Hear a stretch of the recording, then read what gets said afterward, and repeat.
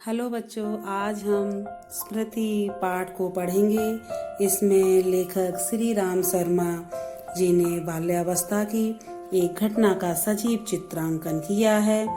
इस कहानी का घटनाक्रम इतनी रोमांचक शैली में लिखा गया है कि प्रत्येक क्षण परिस्थिति की गंभीरता और सामने आए खतरे का वर्णन पाठक के कौतूहल को आदि से अंत तक बनाए रखता है। बच्चों की सहज जिज्ञासा एवं क्रीड़ा कैसे कभी कभी उन्हें कठिन एवं जोखिमपूर्ण निर्णायक मोड़ पर ला खड़ा करती है, इसका बहुत ही सजीव वर्णन लेखक ने प्रस्तुत किया है। श्री राम शर्मा जो इसके लेखक हैं, उनका कहना है कि इस शीर्षक से यह स्पष्ट होता है कि प्रस्तुत कहानी की घटना लेखक को जीवन भर याद रही। इस कहानी में लेखक और उनके छोटे भाई दोनों खेल कूद में व्यस्त हैं। उन व्यस्तता के क्षणों में ही एक आवाज दूर से आती है। एक आदमी जोर से तेज आवाज लगा करके लेखक का नाम लेकर पुकारता है और यह संकेत देता है कि बड़े भाई साहब ने उसे बुलाया है। लेखक का हृदय बड़े भाई से पिटने की आशंका से भयग्रस्त है। लेखक खेल छोड़कर आते हैं और डरते डरते घर में घुसते हैं। जब भाई साहब को लेखक कुछ लिखने में तन्मय दिखते हैं तो उन्हें थोड़ी तसल्ली होती है कि आज मार खाने की परिस्थिति नहीं बन रही है। मतलब जब उन्हें आवाज लगाई गई लेखक को तो उन्हें डर लग रहा था कि शायद घर जाके हमारी पिटाई हो सकती है, लेकिन ऐसा नहीं था। बड़े भाई से आदेश मिलता है कि कुछ चिट्ठियों को मक्खनपुर डाक खाने में जाकर डाल आना है।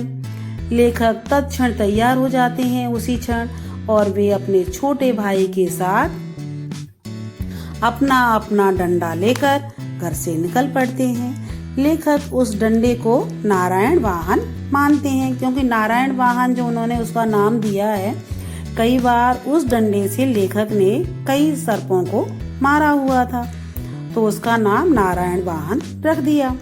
आगे जो घटनाक्रम है उसमें भी सचमुच वह डंडा नारायण वाहन ही सिद्ध होता है, ये लेखक बताते हैं। दोनों भाई उछलते कूदते एक ही सांस में गांव से 4 फलांग दूर उस कुएं के पास आ जाते हैं, जिसमें एक भयंकर सर्प रहता है। वह कुआं कच्चा है और 24 हाथ गहरा है। दोनों भाई उस कुएं पर पहुंच जाते हैं। बाल सुलभ कौतुक के चक्कर में फंसकर दोनों भाई कुएं में सर्प का दृश्य देखने के लिए झांकने लगते हैं।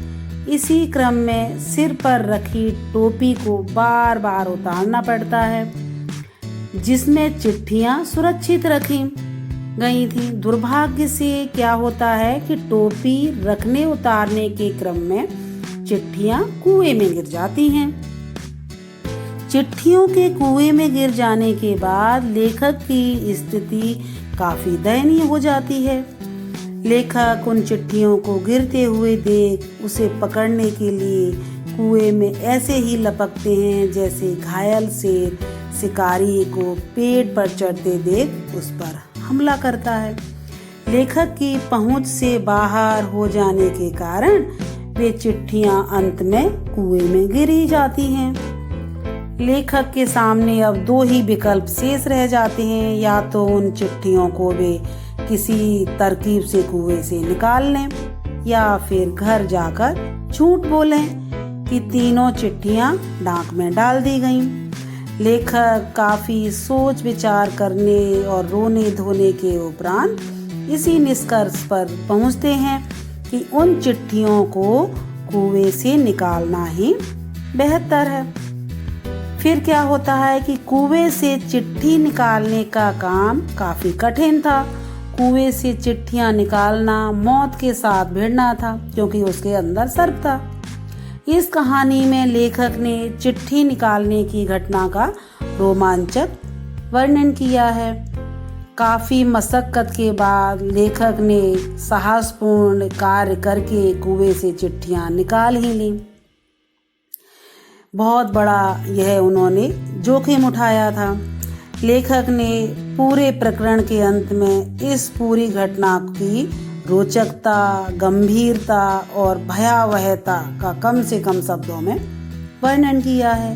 कितने अच्छे थे वे दिन। उस समय राइफल न थी, डंडा था और डंडे का शिकार कम से कम उस सांप का शिकार राइफल के शिकार से कम रोचक और भयानक न था। तो यहाँ आपने देखा कि श्री राम शर्मा जी का जो आत्मकथा थी, उनकी ये जो जीवन भर याद रहने वाली जो घटना को आज आपने सुना और आपको आसानी से ये समझ में भी आया होगा कि उन्होंने चिट्ठियों को निकालने के लिए कितना प्रयास किया और वह पूरी तरह से जान जोखिम में डाल करके कुएं में जाते हैं और चिट्ठियों को निकालने में सफल होते हैं। तो इस तरह का जो उन्होंने जोखिम उठाया वैसे गलत है, लेकिन हमें सच बताने में भी कोई परेशानी नहीं होनी चाहिए। जो गलती की है उस गलती को स्वीकारना भी एक अच्छी बात है। धन्यवाद।